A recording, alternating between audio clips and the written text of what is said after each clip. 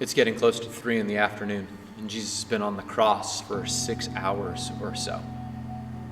And the fourth statement that he makes isn't just anymore about the ramifications of what's taking place physically in the crowd or with the criminals or even with his mother and the disciple John. It's moved to a spiritual depth and understanding as Jesus is feeling a disconnect from the intimacy he's had with God the Father throughout his life and ministry.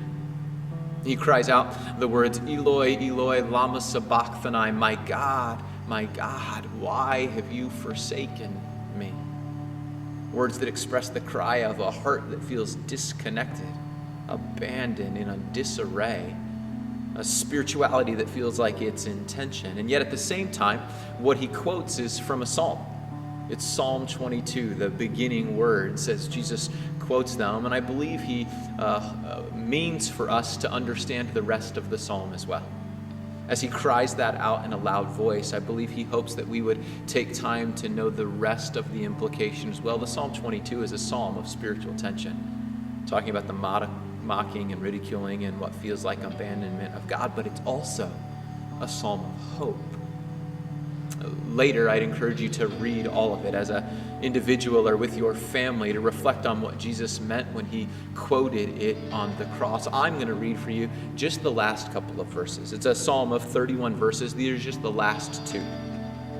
Posterity will serve him, and future generations will be told about the Lord.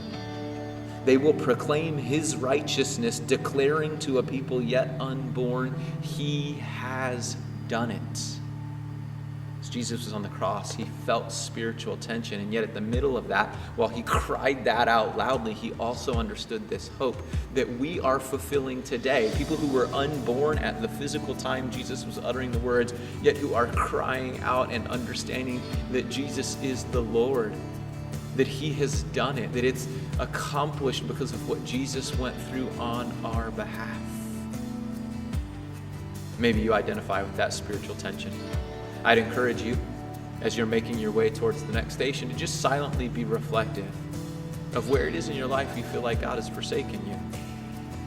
And yet how you hold that intention of the clear understanding of where it is in your life God has offered you hope.